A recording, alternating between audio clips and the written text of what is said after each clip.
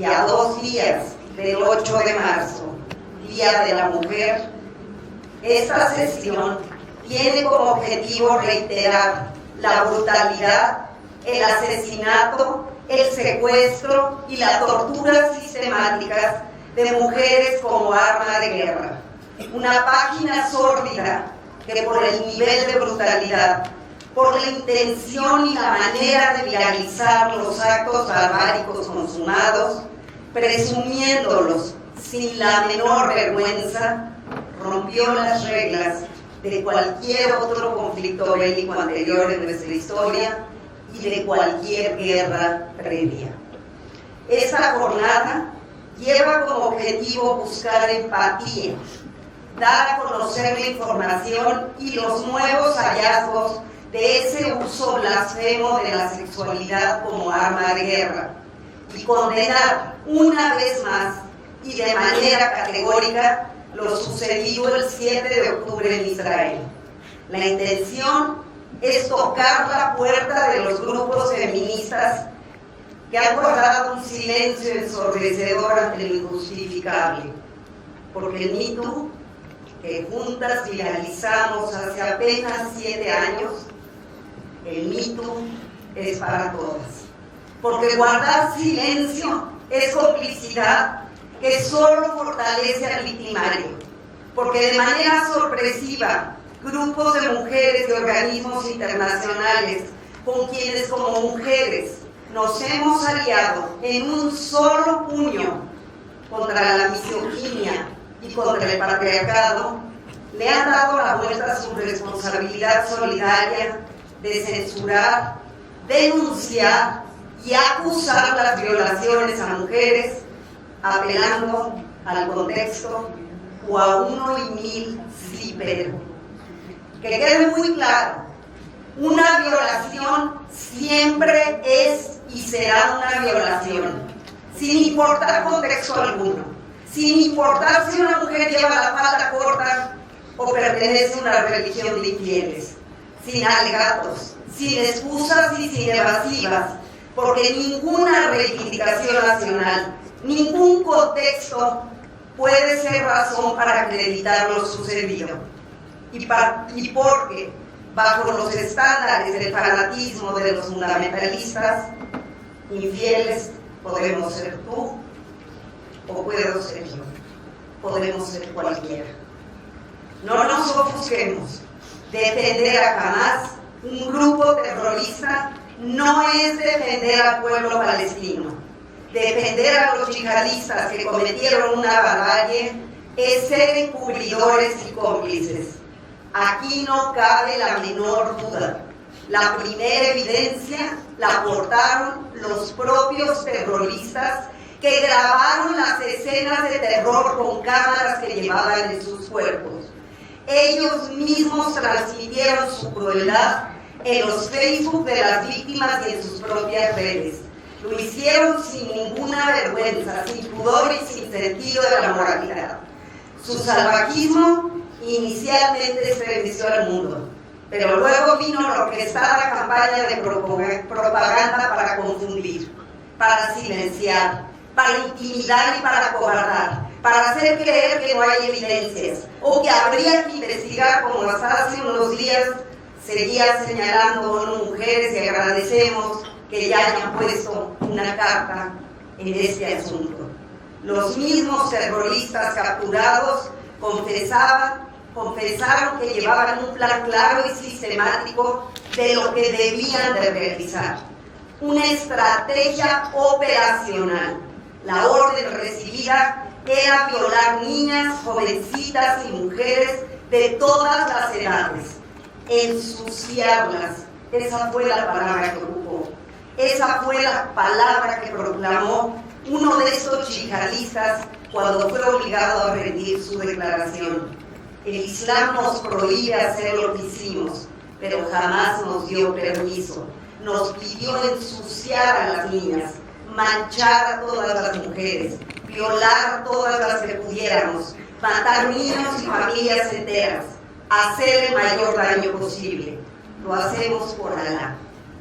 ¿Qué Dios puede ser grande mirando ese nivel de atrocidad, esa crueldad y ese salvajismo? ¿Qué Dios puede mandar a violar mujeres o a secuestrar niños, a sacarlos de sus cunas para ver cómo violan o matan a sus madres?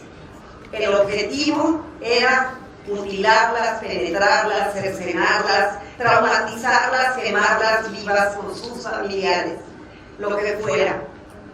Lo sucedido, que no quepa duda, fue un crimen de lesa humanidad que debe de ser denunciado y perseguido con la ley en la mano, con sentido ético, con rectitud y con la dignidad que debe de distinguirnos como sociedades progresistas, morales y modernas que buscamos promover la libertad, la decencia y la equidad de las mujeres. De las 254 personas secuestradas aquel día, aún hay 134 en Gaza. 19 mujeres siguen recluidas en los túneles de los yihadistas. Algunas están en celdas o en condiciones inauditas. Por los testimonios de quienes han vuelto, sabemos que muchas de ellas siguen padeciendo violaciones, humillaciones, violencia de todo tipo y sobre todo abuso sexual. Cabe la posibilidad, ¿por qué no?, de que algunas estén embarazadas. Una tortura más.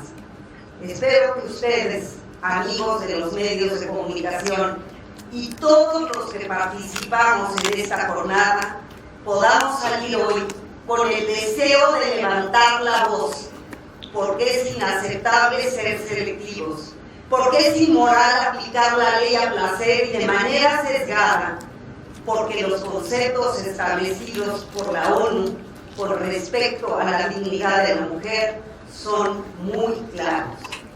Hoy gritamos como un acto de justicia frente al veneno de la maldad. Hoy gritamos por todas.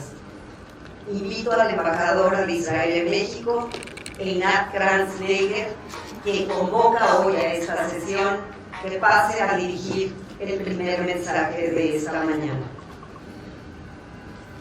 El 8 de marzo se celebra el Día Internacional de la Mujer, un día declarado por las Naciones Unidas para destacar y festejar los logros de las mujeres de todo el mundo en todos los ámbitos de la vida: la cultura, la economía, la ciencia, los deportes, la política, la diplomacia, etc.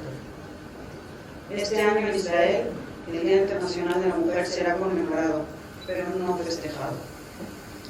Los terribles acontecimientos del 7 de octubre plantearon muchas preguntas sobre la situación de las mujeres, la relación entre los problemas de las mujeres y las agendas políticas, y lo más importante, sobre la solidaridad global con las víctimas femeninas. Esa terrible mañana, 3.000 terroristas armados invadieron Israel por tierra, aire y mar y atacaron a miles de civiles inocentes. Asesinaron a más de 1.200 personas, hirieron a miles más, torturaron, violaron, mutilaron y quemaron vivas a sus víctimas y destruyeron comunidades enteras. 240 personas, incluyendo bebés, ancianos, mujeres y hombres, fueron secuestrados a Gaza por los terroristas de Hamas y sus seguidores. 134 de ellos, incluyendo al mexicano Orión Hernández, 19 mujeres, como comentó Silvia, aún siguen en cautiverio, sin que sepamos su situación y paradero. Desde ese sábado negro, Israel tuvo que entrar a una guerra forzada, que no tuvo ninguna intención de empezar. Israel se está defendiendo de un enemigo cruel que ha declarado una y otra vez su voluntad de aniquilarlo y de volver a perpetrar otros 7 de octubre más. Hamas no solo cometió y sigue cometiendo crímenes de guerra y de lesa humanidad en contra de los ciudadanos de Israel, sino que también los está cometiendo todos los días en contra de su propia población, utilizándolos como escudos humanos para seguir lanzando cohetes hacia Israel y con sus actos terroristas, escondiéndose en hospitales, escuelas, mezquitas y oficinas de las Naciones Unidas. Llamamos a la comunidad internacional a presionar a Hamas a bajar sus armas, a liberar a todos los rehenes y así parar el sufrimiento de tantas personas inocentes de todas las partes. La gran mayoría de las víctimas de los crímenes sexuales de Hamás, que incluían violaciones en grupo, no vivieron para contarlo.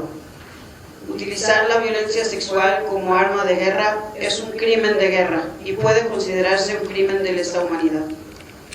Los terroristas no solo vinieron a asesinar, fueron entrenados para atacar a mujeres y niñas, en particular para humillarlas, hacerlas sufrir, violarlas y mutilarlas sexualmente.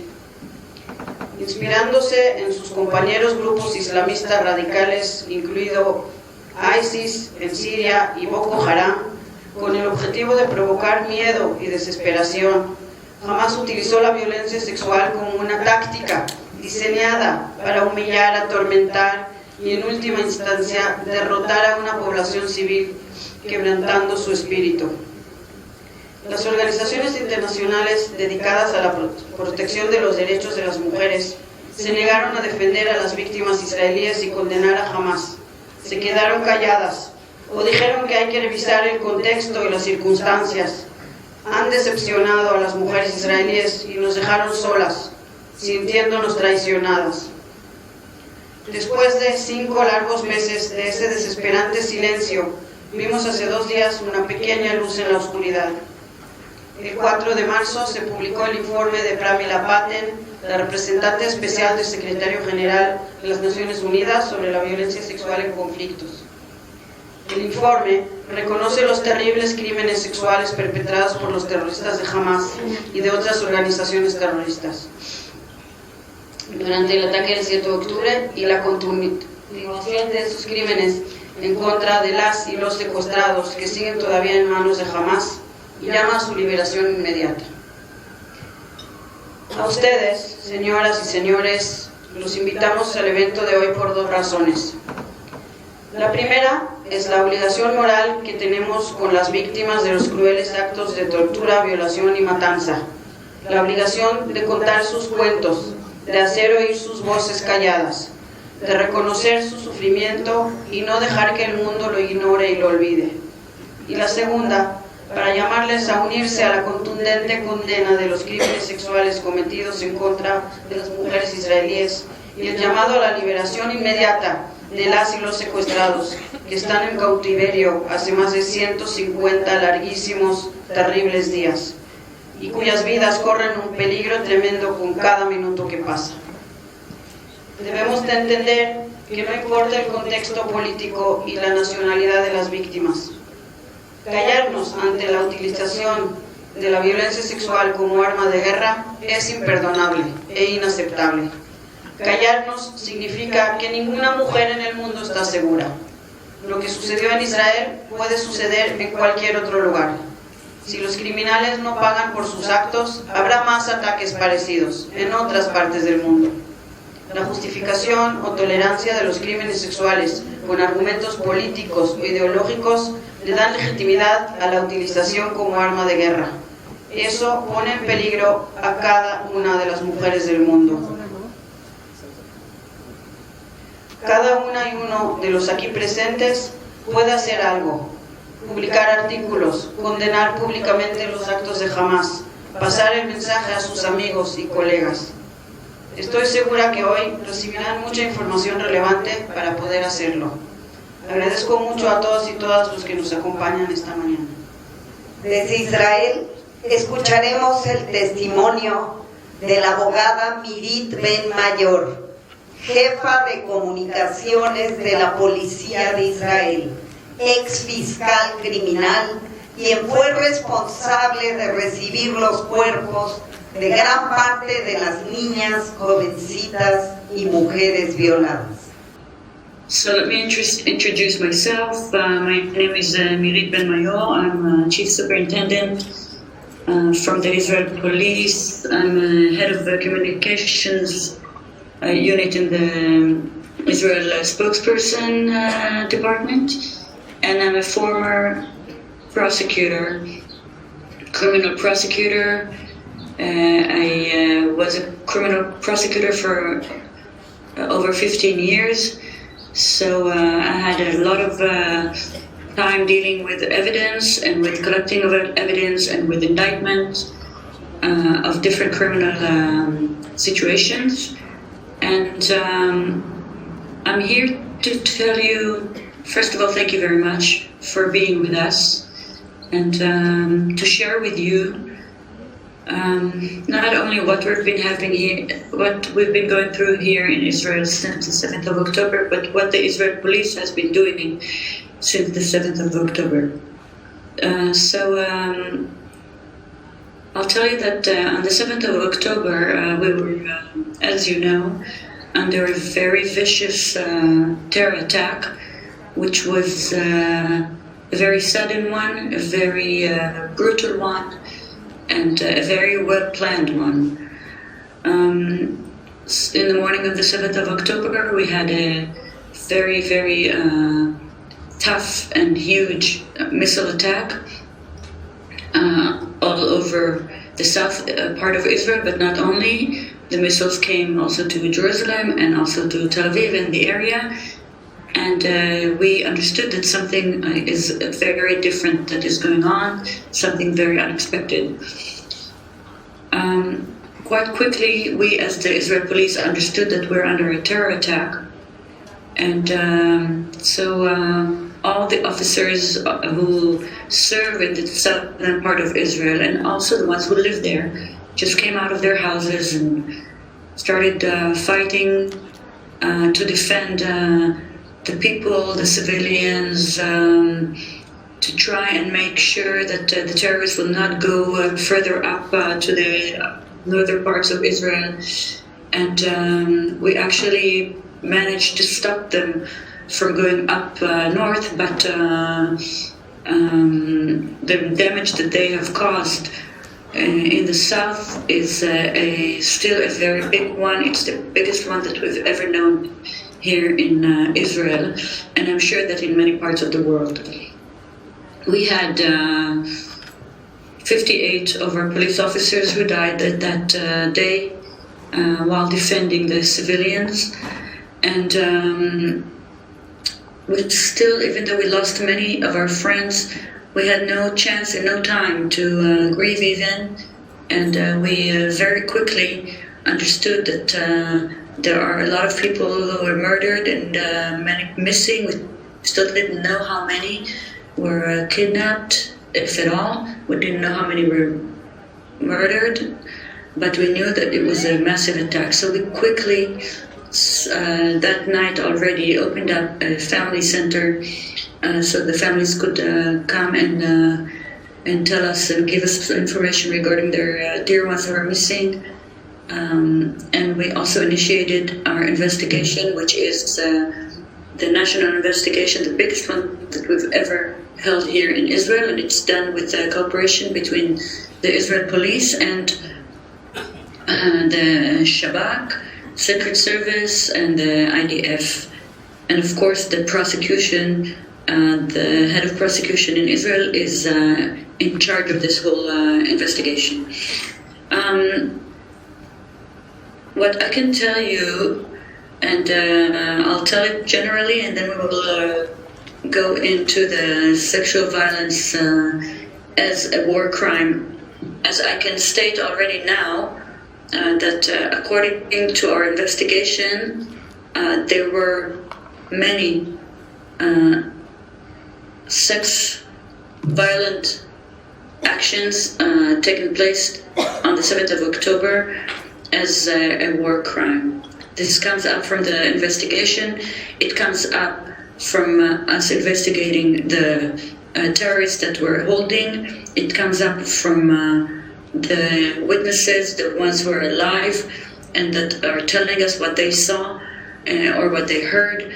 It comes up from the officers who were the first responders to come there, and from the IDF officers who were there to clear the area and saw hundreds and hundreds of bodies lying down. As I said, we initiated an identification center in order for us to identify as quickly as possible the many bodies that came to Shura. Shura was the base where where the identification took place.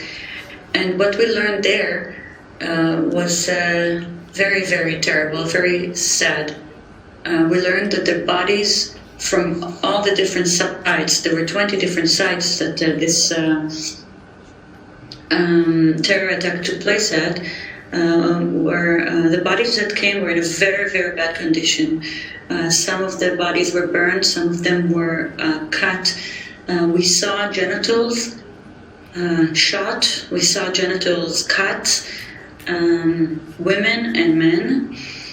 And also, not only from the body situation that we saw in Shura, but also on the sites themselves, we have either eyewitnesses or first responders who saw the bodies in situations that there is no question of what happened there.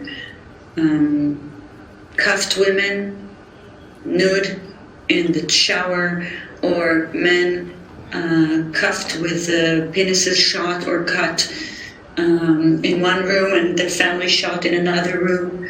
The terrorists came with a very clear mission to humiliate as many people, to be very, very brutal, and to kidnap as many and murder as many, and of course to rape as many as possible. We do not know how many women were raped, but we know that there were women who were raped, and we know that most of them were not alive.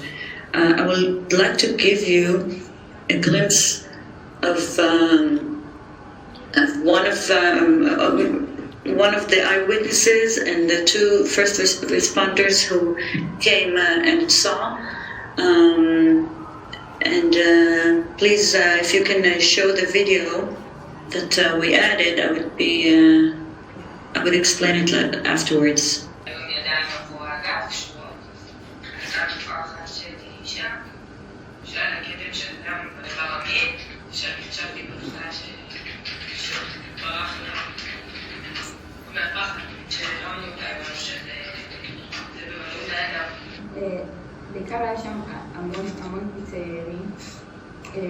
These two are first responders. זה לנו עוד הרבה. היה להם קטע עם עברים, גם לאנשים וגם לגברים. אנשים שהגיעו אלינו אזרחיות, זה היה, אנחנו ראינו בעיקר או פליטות שדיים, או ירי, רק בשדיים. פשוט ירי מקצה של שד לקצה השני, שהגיעו אלינו בהכרה. זה דברים איבר מין. ירי באיבר מין היה להם קטע עם זה או לחטוף. הסוד זה שכופפו מישהי. And this is an eyewitness. בעצם אני מבינה שהוא אונס אותה, ובעצם משנע אותה. כאילו, ממש אני זוכרת את התנועה הזאת. ואז מעבירים אותה לעוד מישהו. היא הייתה בחיים, הבחורה שהם אנסו? כן. היא הייתה בחיים. עמדה על הרגליים? היא עמדה על הרגליים, היא דיממה מהגב. אני לא יודעת מה היא הייתה. שהוא מושך לה בשיער, היה לה שיער ארוך, הוא מושך לה בשיער. הוא כאילו... היא לא לבושה, והוא חותך לה את השד. הוא חותך לה את השד, הוא זורק את זה על הכביש, הם משחקים עם זה, והיא כאילו הולכת כזה כך. It was unbelievable for all of us that at first,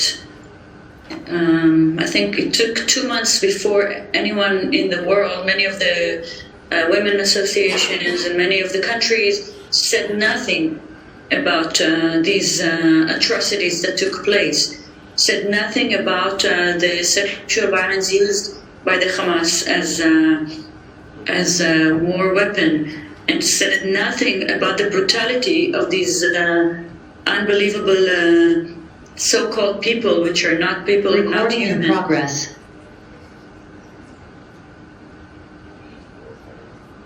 Who did what they did to our people. We, since the 7th of October, what we've been doing is collecting the evidence from all the visuals, the videos that the Hamas took place while they were doing their atrocities. They were filming themselves and live viewing back to their families, very proud of what they were doing. Not a little shame they didn't have. They were so proud of what they're doing. And we have videos from the different sites. We have, as I said, eyewitnesses and survivors. And we still hope that more survivors will be able to come and talk to us, because it's very, very difficult for most of them to even speak at the moment. And slowly we are waiting, and we're very patient, because we want to collect all the evidence possible in order to bring them, those terrorists, to court to indict them, and to get justice for the victims, for the families, and for our nation, which is in a very big trauma. We're doing everything that's possible. Also, as the Israeli police, not only fighting and not only investigating, but we're doing a lot of hasbara. We're in the world. We're doing a lot of articles overseas, interviews. We just want to make sure that the world will know and will justify us and understand that we did not initiate this war, and who initiated it is a very, very mean enemy. Queda muy claro. Encontraron cuerpos de mujeres con la pelvis rota de tantas veces que fueron violadas. Mujeres amarradas con alambre, a quienes con hachas y cuchillos les cercenaron pechos y genitales.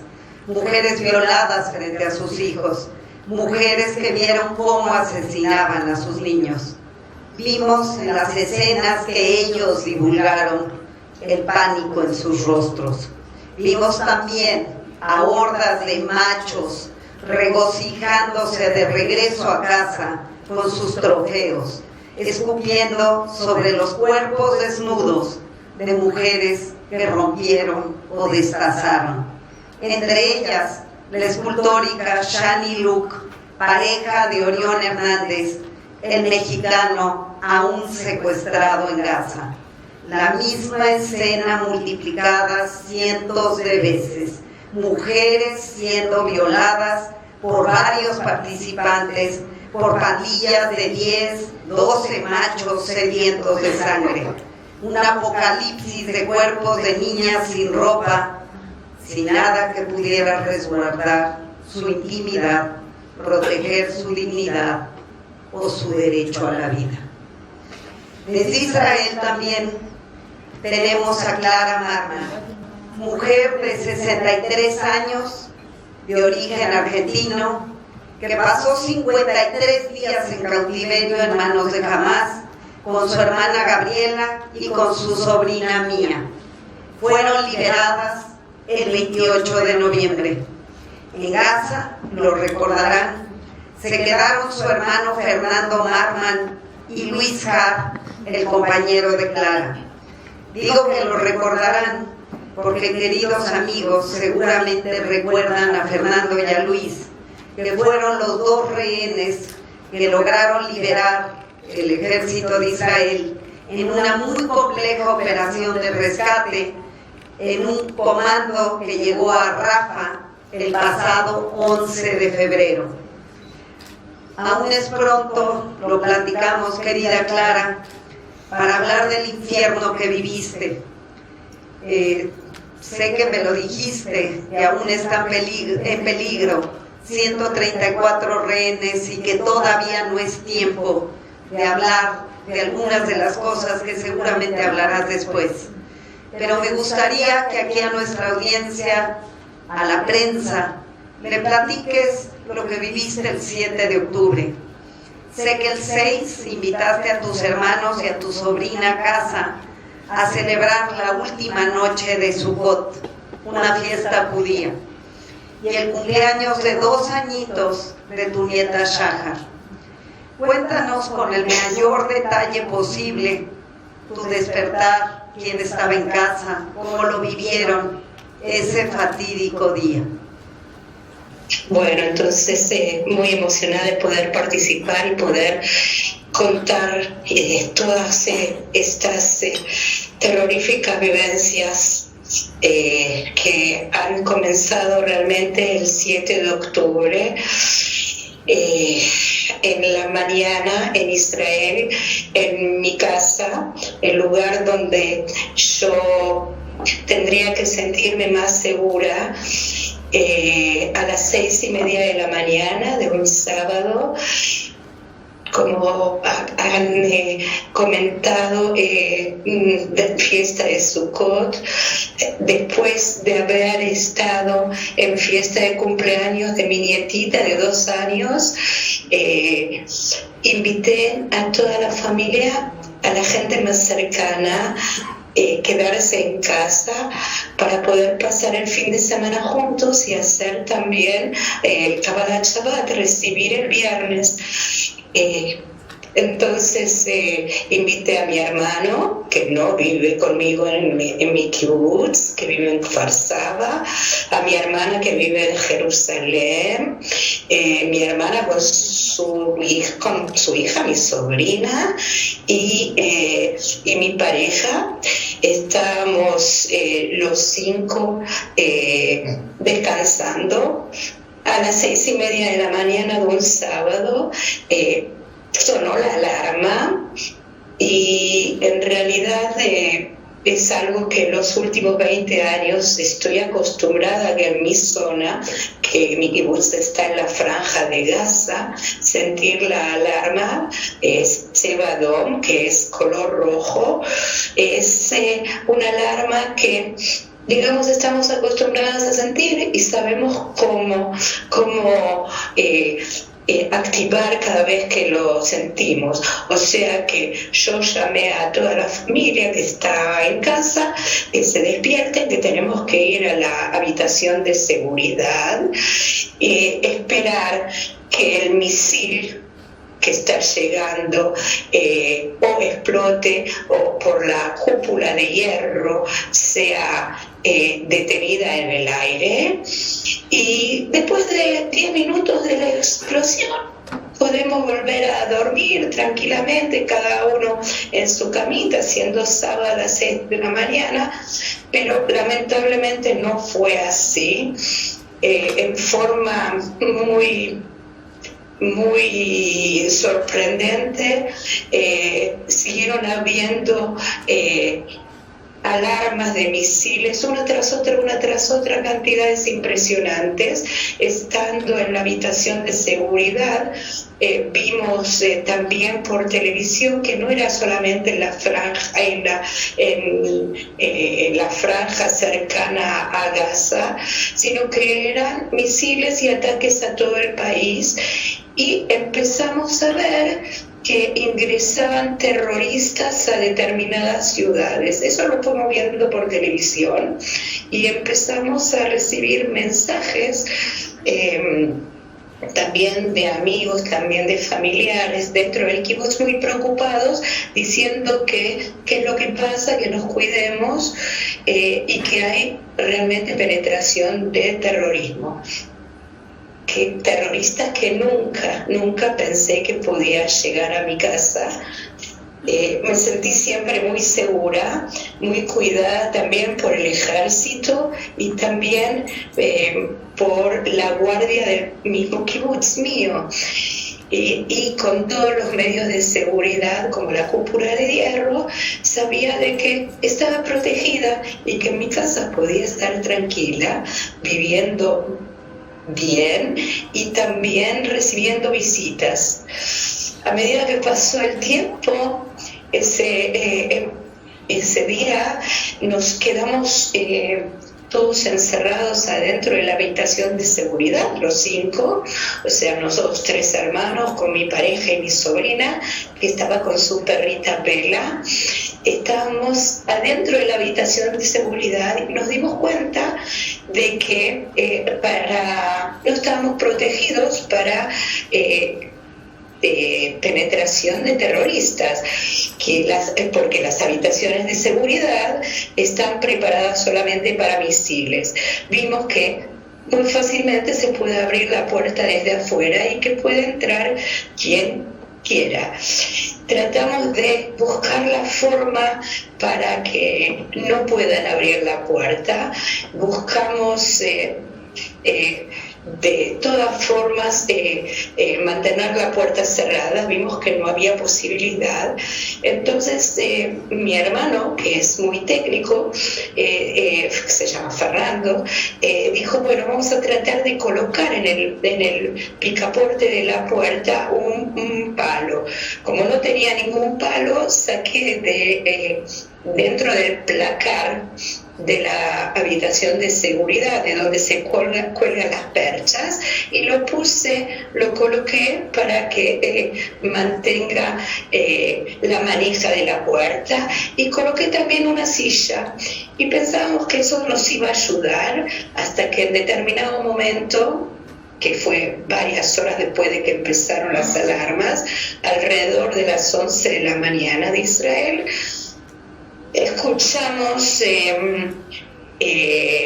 tiroteo fuera de casa, que rompen los cristales de las ventanas, tiroteos adentro de casa. Instintivamente nos abrazamos todos en un rincón de la habitación de seguridad. Nos quedamos calladitos y pensamos de que probablemente no iban a poder lograr, pero ellos movieron la manija de la puerta, se cayó la silla, se cayó también el palo que pusimos en la manija, lograron abrir la puerta y empezó tiroteo dentro de la habitación de seguridad. En ese momento estábamos aterrorizados, todos abrazaditos en un rincón de la habitación. Los terroristas no entraron, tirotearon desde afuera. Mi hermano sintió que las balas le pasaban al lado del brazo y pidió, no tiren. Mi hermana también empezó muy preocupada a decir, nos van a matar a todos, por favor no nos maten, hasta que yo les dije a toda la familia, vamos a tratar de tranquilito, vamos a hacer lo que ellos dicen. Y así fue como nos sacaron fuera de la habitación y nos sacaron de casa en forma muy brutal. Realmente fue, no sé, no hay palabras para explicar. A los gritos, a los empujones, sacándonos de casa. Así fue como todos salimos de casa, y como mi casa está muy cercana del cerco que rodea el kibutz, nos hicieron salir, abrieron del cerco y nos hicieron pasar del otro lado del cerco a Fernando, a Luis mi pareja y a mí. Mientras tanto dejaron a Gabriela y a Mía, mi hermana y mi sobrina, del lado interno del cerco, y nosotros estamos del lado externo. En forma muy brutal las subieron, después me contaron Gabriela y Mía, las subieron en una de las camionetas blancas, en el cajón, la parte de atrás de la camioneta, donde estaba lleno de armas y lleno de terroristas. Las hicieron subir. Ellos salieron del kibutz por el portón del kibutz, dieron la vuelta, y ahí del otro lado estábamos nosotros, del otro lado del cerco, y ahí nos subieron a nosotros amontonados con una cantidad impresionante de terroristas en el cajón de la camioneta y sobre una cantidad impresionante de armas, todos apretujados adentro de la camioneta. Mi hermana estaba muy aterrorizada, Gabriela, sabiendo que estaba con ella también Mía, su hija, y su perrita. de las cuales se sentían bastante responsables, y la veo muy con fatiga, haciendo así, hasta tal punto yo le pedía que se tranquilice, que trate de respirar, que no le vaya a agarrar un ataque al corazón. Mientras tanto, a los gritos me pedían los terroristas, que eran una cantidad impresionante, que nos callemos la boca, que no hablemos. Y así fue como nos han sacado dentro de la camioneta en forma muy, muy brutal, muy, muy agresiva. Nos sacaron de Israel. Nosotros estamos a 4 kilómetros de la franja de Gaza, y así fue que pasamos a Gaza. Del otro lado, donde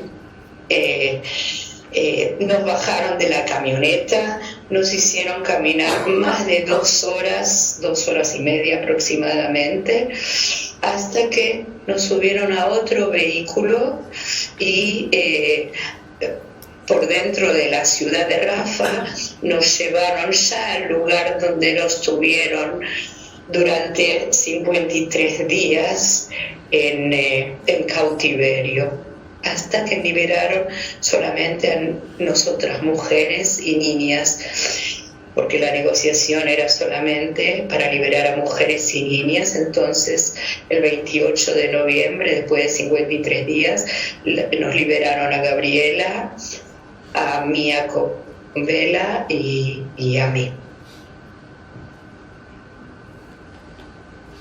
Clara.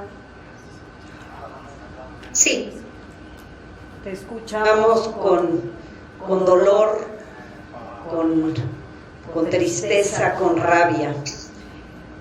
Fue un largo camino hasta donde las llevaron. 3 horas, me dijiste.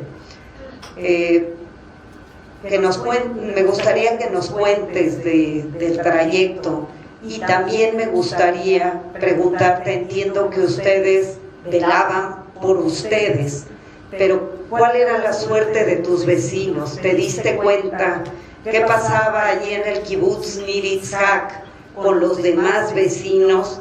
Y sobre todo me gustaría, para la prensa, decir muy claro que cuando Clara dice nuestro kibutz estaba en Gaza, quiso decir en la frontera con Gaza. En Gaza no hay israelíes desde 2005. Sí, Clara. Habla del trayecto. Exactamente. Habla de lo que siguió en el camino. 4 kilómetros de Janiones, digamos. Nosotros somos la franja que está lindando con Gaza. Exactamente.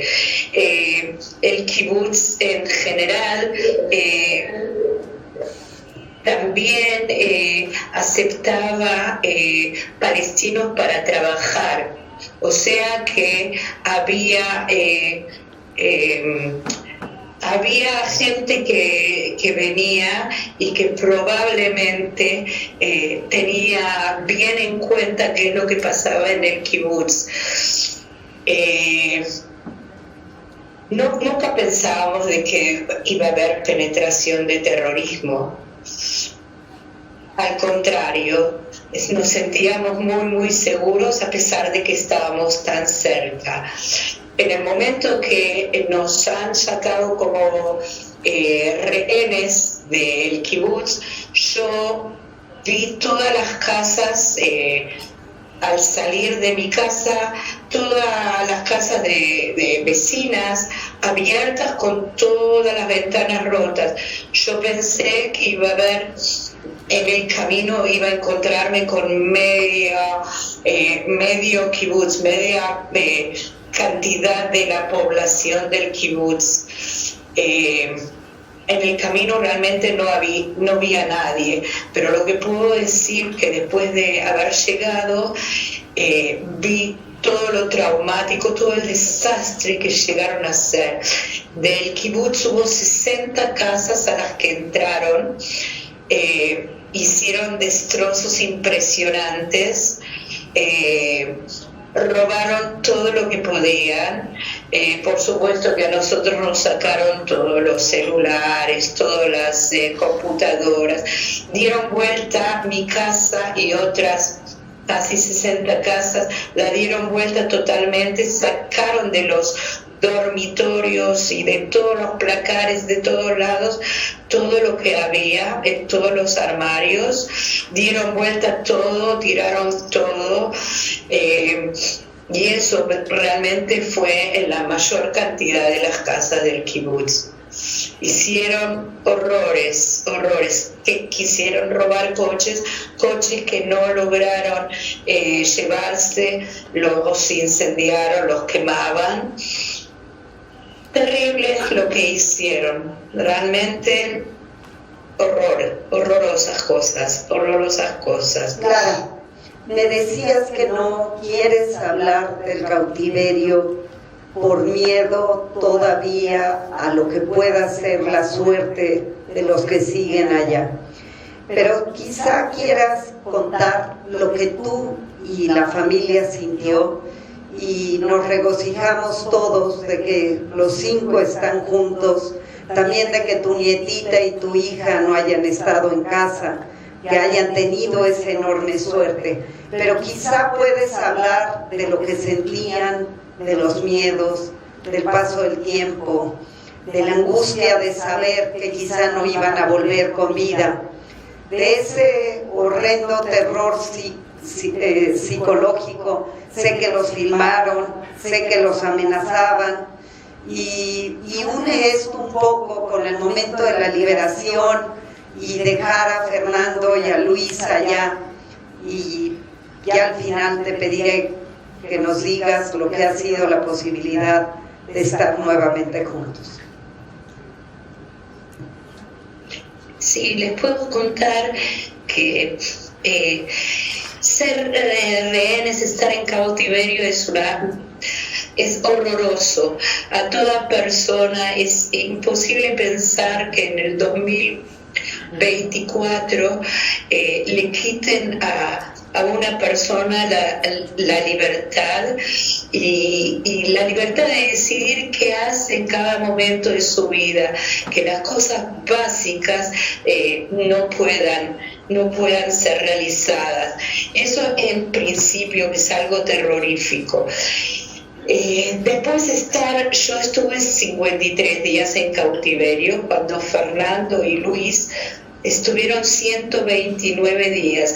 Para mí esos 53 días me parecieron una eternidad, un infierno que no se terminaba nunca.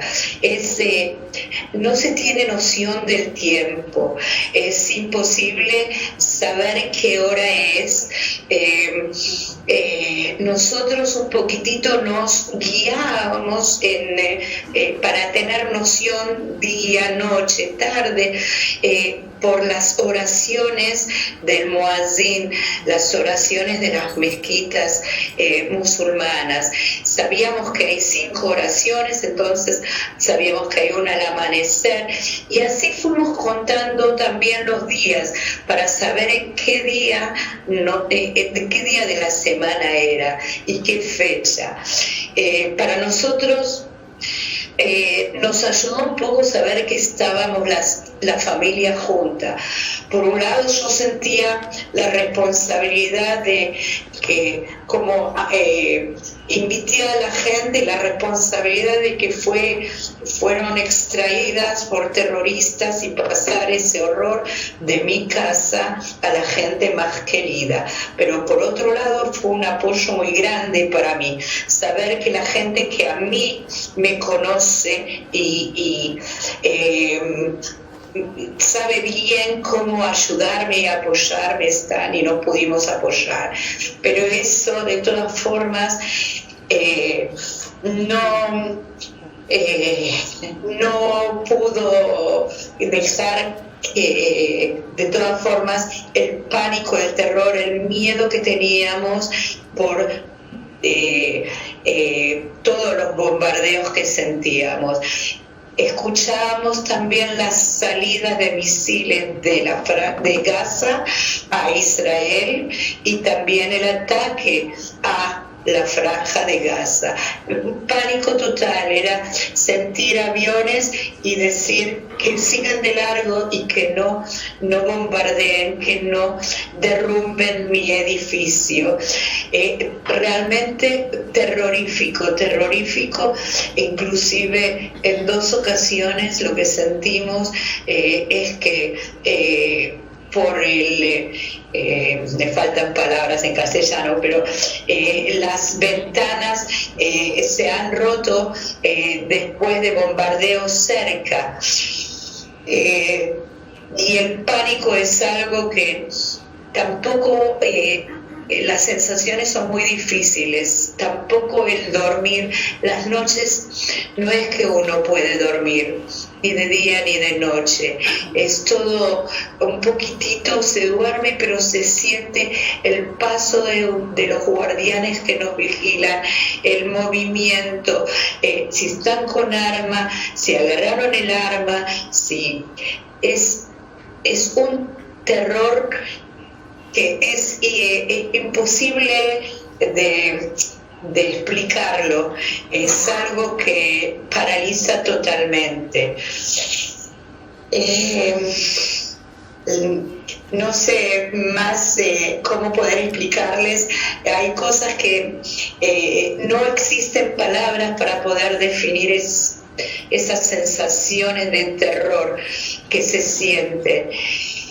Muy difícil, y por supuesto que no se hace absolutamente nada durante el día, es esperar que se termine el día para después esperar que se termine la noche y esperar de que haya algún tipo de negociación o que haya alguna forma de salir de esa desesperante situación. Difícil, muy difícil. Los dejaste a Luis y a Fernando. Supongo que fue terrible, pero la maravilla fue el reencuentro. A mí me gustaría preguntarte, sé que ese momento fue terrible de la despedida, que ustedes no querían irse y que finalmente aceptaron salir. Ahora que ya están juntos, quiero preguntarte si has vuelto al kibutz y qué queda en tus pesadillas y qué queda en tu esperanza. ¿Cómo ves el futuro y cómo ves el mañana? Puedo contar que en el momento que nos liberaron a nosotros y que dijeron que era solamente negociación en las que podíamos salir mujeres y niñas y que íbamos a salir Gabriela, Mía y yo, y que Fernando y Luis se iban a quedar, fue desesperante saber que nos íbamos a ir y que iban a quedar allá Fernando y Luis. En un primer momento yo dije no, yo me quedo, llegamos juntos los 5, vamos a salir los 5 juntos, es imposible de que deje parte de mi corazón allá, que salgamos solamente las mujeres, vamos a salir todos juntos. Por supuesto que no fue algo que nos permitieron hacer, ni Fernando y Luis aceptaron eso, porque dijeron por supuesto que ustedes van a salir, si dicen que alguien puede salvarse y salir de acá, tienen que salir. Fue muy doloroso, fue muy desgarrante saber que los dejábamos en semejante tortura allá, y al volver no puedo decir que me pude dedicar a la rehabilitación y poder ocuparme de todo el tratamiento que necesita una persona, también física, también psicológicamente, para poder adaptarse después de salir, porque llegamos a Israel Tuvimos 2 días en el hospital y lo antes posible yo sentía que tenía que ocuparme de tratar de luchar para que no se olviden que todavía quedaron allá más rehenes, y traté de hacer todo lo posible, si fuera entrevistas,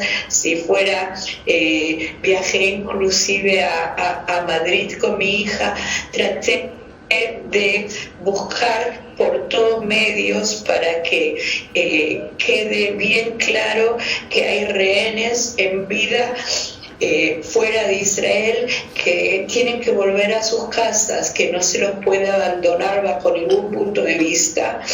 Y no pude dedicarme realmente a mi recuperación. En mi caso fue muy sorprendente poder volver a reencontrarlos cuando en un rescate muy heroico el ejército de Israel logró rescatar y devolver a Israel a Luis y Fernando. Y ahora que ellos están acá, estamos ayudando con Gabriela también a recuperarse, porque lo de ellos es inclusive más difícil, mucho más difícil que lo de nosotras las mujeres, porque ellos estuvieron mucho tiempo más. O sea que nos estamos ayudando también a recuperarse, pero no dejamos de lado la lucha para que sepan que hay otros 134 rehenes, mujeres, niños, ancianos, heridos, y también cuerpos de quien no resistieron todo ese cautiverio, que es muy importante devolver todos esos 134 a sus casas, a sus familias. Así que todavía siento el derraigue, a pesar de mi pequeña dicha de saber que mi familia esté junta, de lo importante que es tratar de cuanto antes posible, de cualquier forma que sea, devolverlos para que lleguen a sus hogares, porque es tan difícil, tan brutal estar en cautiverio, como es terrible para las familias esperar que lleguen sus familiares, no saber en qué condiciones, que se sabe que cada vez las condiciones son peores, y el maltrato y violencia que cada vez es peor. O sea que ahora tratamos también de luchar y de presionar de cualquier forma para que puedan volver a sus casas. Gracias, de cualquier Clara. forma, no importa si es por negociación, si es por rescate, lo más importante es devolver a sus hogares a todos los rehenes. Gracias, Clara. Desde México, esa es también la petición. La petición es que todos puedan volver a casa. Que este terrible trauma que vive Israel y que vivimos con ustedes termine pronto. Muchísimas gracias, querida Clara. Muchísimas gracias a ustedes y gracias por la oportunidad de poder compartir estas terribles vivencias para que se sepan en todo el mundo realmente. Gracias, Clara. Clara no ha vuelto a su casa.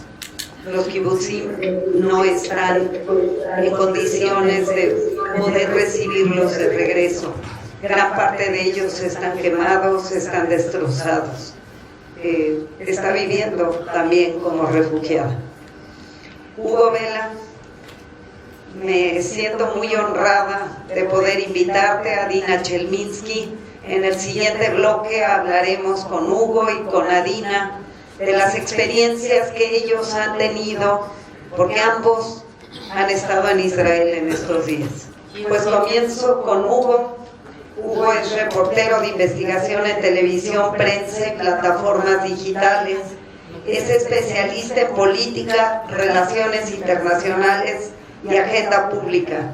Es autor de numerosos documentales que seguramente todos hemos visto en ADN 40, entre ellos los que justamente realizó como corresponsal en Israel, en Gaza y en Cisjordania. Lleva 3 viajes a Israel. Y ayer platicábamos y me contaba la impronta que todo esto lo ha determinado y cómo ha marcado su existencia, haber estado en 2013, luego fue en qué año? 2014, y finalmente hace unas semanas, en febrero. Así es que muchísimas gracias, Hugo. Sé que estudiaste periodismo en zonas de conflicto en Fasaba, y yo quiero imaginarme que cuando llegaste a Israel la primera vez tenías una postura muy diferente a con la que saliste. Me gustaría que hablemos de ese Israel que conociste, qué es lo que viste. Sé que en el segundo viaje pudiste entrar a Gaza y ver las condiciones de Gaza y entender lo que es Gaza, y que en este tercer viaje pues regresaste con periodistas de América Latina, ahora sí en un ambiente de guerra. Me gustaría que te refieras al panorama completo, darte la oportunidad de que seas tú quien vayas hilando, y si encuentro yo algo que quisiera que profundices, pues ya te preguntaré. Claro que sí, muchísimas gracias, Silvia. Pues primero que nada, lo que pude percatarme cuando fui a Israel la primera vez es que Israel es un enclave de democracia en medio de un territorio hostil. Es decir, los países alrededor de Israel son sus enemigos en realidad. Es lo primero que vi. La gente que vive alrededor de Israel considera que el pueblo judío es en general su enemigo, y esa es la sensación que pude ver en Israel. Israel hay capacidad de disentir, capacidad de debatir, capacidad de tomar posturas. Hay personas que piensan de una forma y otras piensan de otra y pueden expresarse libremente. Eso no sucede en otros lugares alrededor del Medio Oriente. Entonces, el hecho de que Israel tuviera esa posibilidad y esa democracia, pues hace que el debate también se vuelva más intenso para la gente dentro de Israel, porque dentro del mismo país pues hay personas de derecha, hay personas de izquierda, hay personas que tienen una postura y una postura distinta respecto a lo que debe de suceder con la Franja de Gaza, con Cisjordania, pero esa posibilidad de debatir es lo que hace a las personas entenderse, comunicarse y llegar a un acuerdo y llegar a una posibilidad de paz. Cuando no tienes esa posibilidad, entonces la paz se vuelve cada vez más lejana. Lo que pude ver es que en Israel las cosas son muy distintas de cómo se ve en América Latina. Hay mucha información que aquí en México no llega de lo que está sucediendo en Israel. Nosotros nos formamos una opinión de lo que vemos en las noticias, de lo que vemos en redes sociales, pero una vez que estás ahí, que lo estás palpando, que lo estás viviendo, la percepción es completamente diferente. Es un país en donde conviven judíos, conviven musulmanes, conviven cristianos en paz dentro de Israel. A lo mejor muchos mexicanos, incluyéndome a mí, no sabían que en Israel hay más del 20% de población árabe que vive en Israel, que son ciudadanos israelíes y que conviven pacíficamente con sus hermanos cristianos y con sus hermanos judíos. Comercian, toman café, pueden ir a sus casas y sin ningún problema pueden estar conviviendo. También a lo mejor la gente en México, muchos me han dicho incluso en redes sociales, es que los judíos llegaron a ocupar y a invadir toda la zona de Israel al momento de que terminó la Segunda Guerra Mundial. Eso tampoco es cierto. Judíos, cristianos y musulmanes vivían en Israel desde antes de la Segunda Guerra Mundial, por milenios, desde hace 5.000 años. Convivían incluso palestinos, judíos y cristianos antes de que sucediera el Holocausto, y ya tenían sus casas ahí. Entonces, no es un tema de que la ONU creó este conflicto y que Israel, al momento de que se instituye, declara su independencia, genera esta división y este conflicto entre árabes y judíos. Siempre han estado ahí y ha sido el lugar para ambos, y para cristianos también, y para otras minorías como armenios y para drusos, que muchas veces ni siquiera los tomamos en cuenta. Entonces, es un pueblo muy diverso, muy ecléctico, no es como tal un lugar en donde si no eres judío no puedes convivir, puedes estar ahí y puedes tener la posibilidad de vivir en paz, teniendo la religión que sea y teniendo las creencias que sean. A mí me gustaría, Hugo, que hablemos de Gaza. Entraste a Gaza, ¿qué viste allí?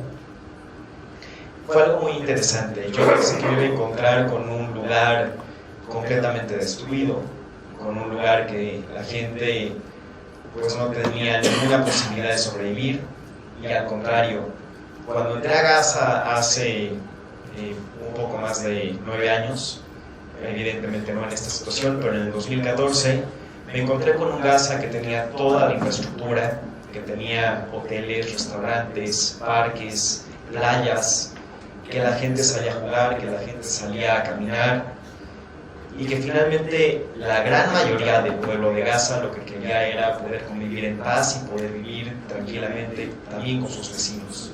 El pueblo palestino que vive en Gaza no representa jamás, y eso hay que quedar muy en claro, jamás no es el pueblo palestino, no es el pueblo que vive en Gaza. Ellos simplemente lo que quieren es, al igual que cualquier persona, ver a sus hijos crecer, tener la tranquilidad de regresar a su casa, tener la posibilidad de desarrollarse, de trabajar y de tener un futuro para ellos y para sus generaciones. Lo que vi es que tienen todo. Si incluso hay lugares en México que tienen mucho menos condiciones de vida que las que tiene la Franja de Gaza cuando yo estuve allá. Es decir, había mucho menos pobreza de la que yo me imaginé, hay mucho más pobreza aquí en México, y eso de que la Franja de Gaza la tienen completamente secuestrada por parte de Israel, que no les brindan agua, que no les brindan ningún tipo de servicio, eso es mentira. Eso lo pude ver con mis propios ojos. Y evidentemente lo que sí tienen es una subyugación total por parte de Hamas. Tienen un temor terrible de expresarse en contra del gobierno. Ahí no hay libertad de expresión, y eso también yo lo viví. Cuando yo crucé, tuve que entrar con un guía que me estuvo llevando a todos los lugares dentro de la Franja de Gaza, y lo primero que me dijo es: lo único que te pido es que nunca hagas algo sin que yo me entere, que nunca te salgas del hotel sin que yo esté enterado, porque me pones en riesgo a mí, te pones en riesgo a ti, y además pueden matar a toda mi familia. Y eso es lo que...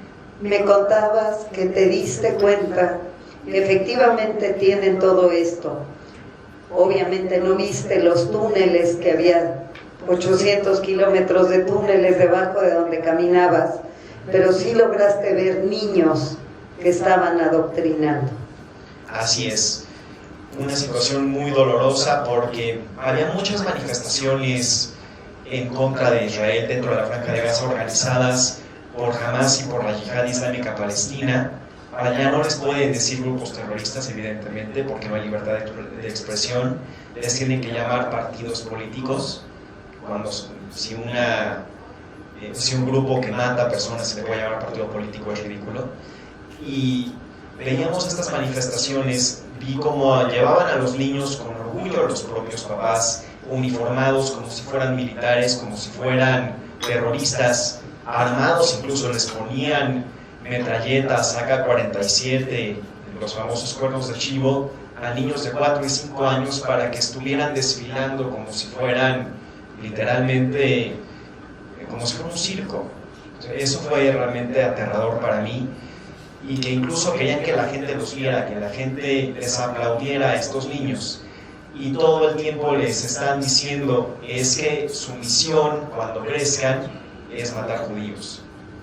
Si a un niño desde que nace le estás diciendo tienes que matar judíos y esa es tu misión, pues es muy difícil que él pueda tener alguna posibilidad de elegir que quiera hacer algo diferente. Es que bien lo dices, la desgracia es que allí no solo no hay israelíes desde 2005, sino que el gobierno que allí impera, que casi es, o que lo es, una lucha de religiones. Un grupo lo que dice es, quiero tener un Estado, quiero prosperar, quiero generar bienestar para la humanidad, y el otro dice, lo único que a mí me interesa es que tú no existas. ¿Viste tú el video de las escenas del 7 de octubre y fuiste a cubrir en febrero pasado? Di por favor, ¿qué es lo que viviste? ¿Qué es lo que viste en ese video que solo periodistas han podido ver? Y dinos también la postura a la que te has tenido que enfrentar como un periodista mexicano, no judío, que con toda la voluntad de decir lo que miraste con tus ojos, has tenido que enfrentar una plaga en redes queriendo acallarte. Silvia, ese video es lo peor que he visto en toda mi vida. Y he visto muchas cosas como periodista. He conocido todos los rincones de mi país, he conocido diferentes lugares en donde hay guerra, como el Sáhara Occidental, y ese video es verdaderamente indescriptible, te llega hasta el alma. Me gustaría ver un video que preparé, que es parte de lo que pude ver en la franja en Israel y también en la franja de Gaza cuando estuve hace 9 años.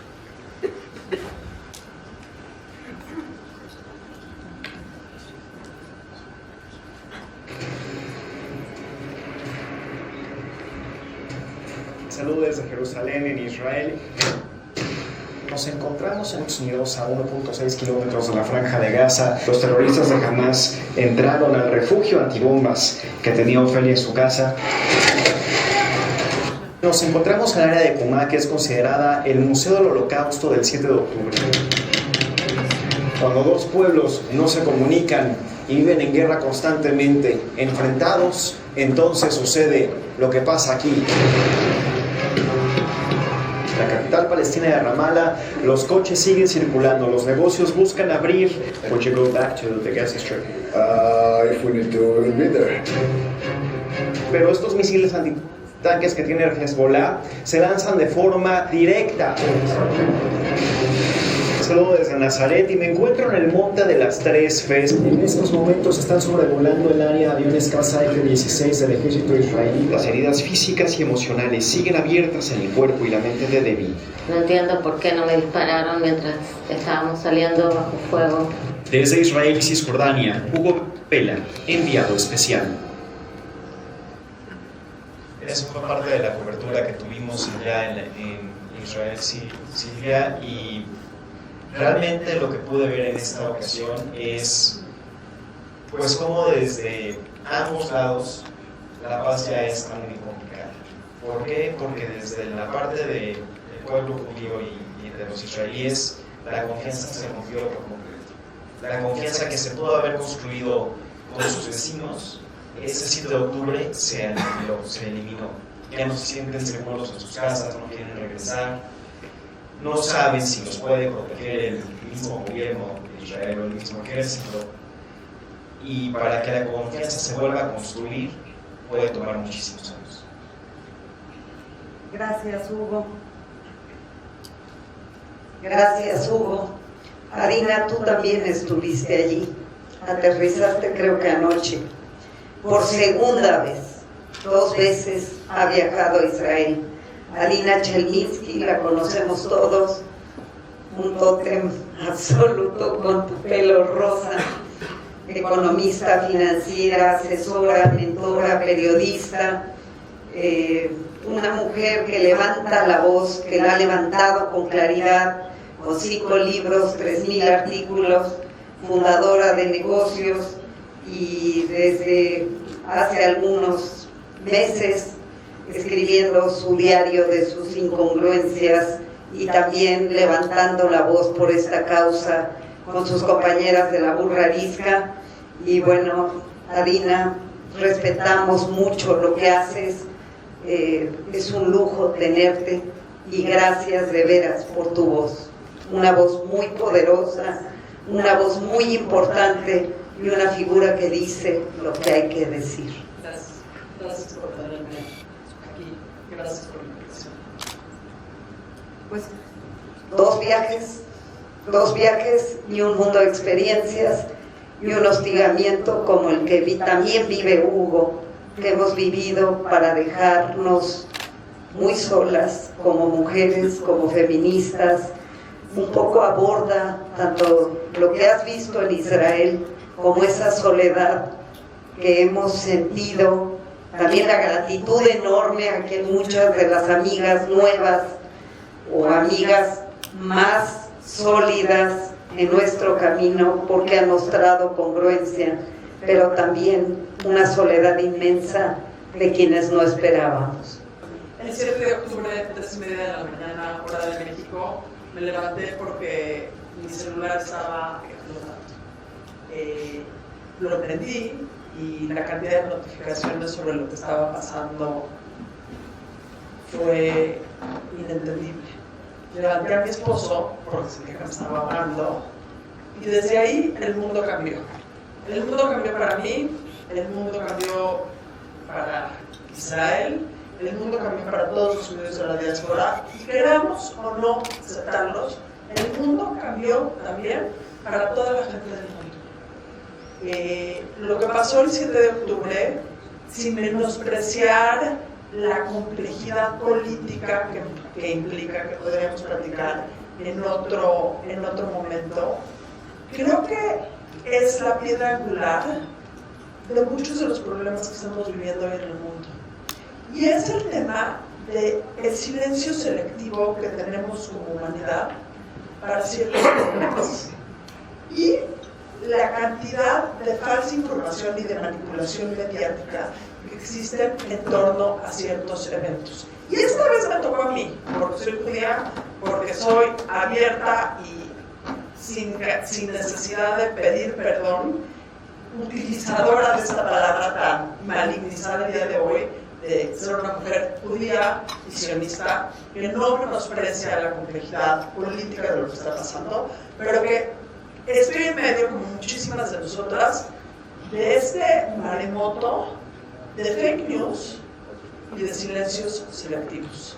Y lo que pensamos nosotros como mujeres judías, que es algo que solo nos atañe a las mujeres judías, es algo que hoy por hoy tenemos que poner el dedo en la llaga, porque nos atañe a todas las mujeres del mundo y atañe a todos los seres humanos del mundo, porque en algún momento, Silvia, Hugo, todos vamos a ser parte de esa minoría, porque hoy me tocó a mí, te tocó a ti, nos tocó a nosotras ser parte de esa minoría, pero en algún momento todos vamos a ser parte de esa minoría.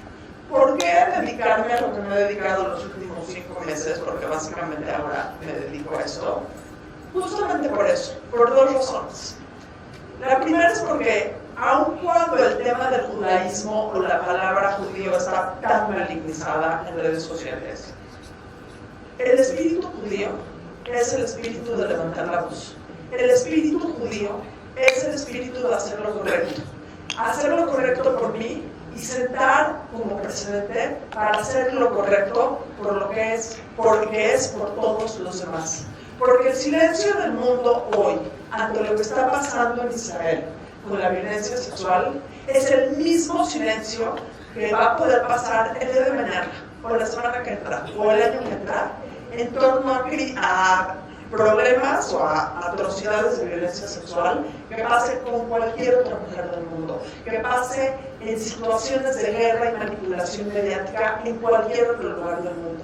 Y así como hoy yo alzo la voz por lo que a mí personalmente me llega y me duele, mi mensaje principal que quiero hacer y que me quiero comprometer yo es que el día que cualquier mujer del mundo, que cualquier persona del mundo sufra y pase por lo que ahorita estamos nosotros pasando, los primeros que vamos a levantar la voz somos nosotros, porque lo único que espero que no nos robe el 7 de octubre, dentro de todo este enojo, dentro de toda esta decepción de lo que está pasando, es esta capacidad de siempre hacer lo correcto por los demás, aunque los demás no hagan lo correcto por ti.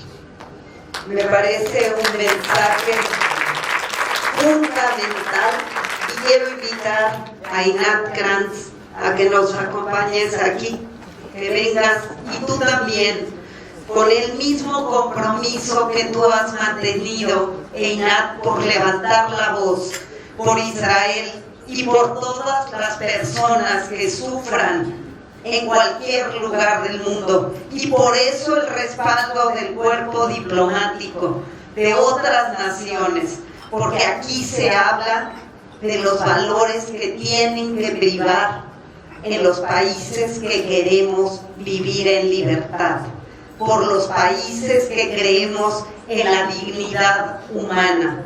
Eso es lo que está en juego, Adina. Eso es por lo que tú, por lo que yo y porque tantas mujeres nos comprometimos hoy, y también Hugo, nos comprometemos hoy y en adelante, como lo hemos hecho antes, como lo haremos mañana, por la libertad de todos y de todas. Gracias, Silvia. Pues después de escuchar a Hugo y a Dina, creo que queda muy claro, y no hay mucho que pueda agregar que no se ha dicho, pero sí enfatizar este mensaje de que el silencio y la doble moral que hemos presenciado, que hemos vivido en estos meses, es muy doloroso personalmente, es muy doloroso como mujer israelí, judía, como representante del Estado de Israel. Pero lo que nos debería preocupar a todos y a todas, y más cuando estamos ahora acercándonos al 8 de marzo, el Día Internacional de la Mujer, es el tema de que ninguna mujer en el mundo se puede sentir protegida, se puede sentir segura cuando es posible que se cometan este tipo de atrocidades, este tipo de crímenes de guerra, y el mundo se calle, y que no se alce la voz en contra de estas brutalidades que cometió Hamas y otros terroristas, porque realmente si se permite utilizar la violencia sexual como arma de guerra, si se permite hoy, se permitirá mañana en otras partes, y ninguna mujer en el mundo va a estar segura. De hecho, estamos hablando de mujeres, pero como vimos como nos explicó la Mirit Ben Mayor, la policía, la oficial de la policía, no solo la violencia sexual no solo se cometió en contra de mujeres, sino también de hombres. Y de hecho, como dije antes en mis palabras del principio, queda claro que los terroristas que llegaron a Israel como parte del ataque del 7 de octubre tenían programado, estaban entrenados y tenían instrucciones de utilizar la violencia sexual para humillar, para hacer sufrir, para torturar. No llegaron solo para matar, no solo para decir que asesinaron X personas, sino para aterrorizar y hacer sufrir, y también quebrar el espíritu del pueblo de Israel. Y lamentablemente han logrado en una muy gran escala a perpetrar estos crímenes y a traer muchísimo sufrimiento. Así que más que nada mi mensaje es muy parecido a lo que dijiste tú, Adina, de que no podemos permitir esto, de que tenemos que hacer lo correcto, alzar nuestras voces para que esto no se pueda repetir, para que esto no sea aceptable, no solo en Israel, sino en ningún lugar del mundo, y que ninguna mujer, ningún hombre puedan estar sujetos a este tipo de violencia y tortura, no importe su religión, no importe sus opiniones políticas, su nacionalidad, su inclinación de cualquier tipo. Y aprovechar otra vez que ustedes, amigos y amigas que estén con nosotros esta mañana, para agradecerles y para pedirles que alcen las voces y que se unan a nosotros en esta lucha, para que se sepa, para que se conozca, para que se difunda la información de lo que ha pasado y para que esto nunca pueda suceder otra vez.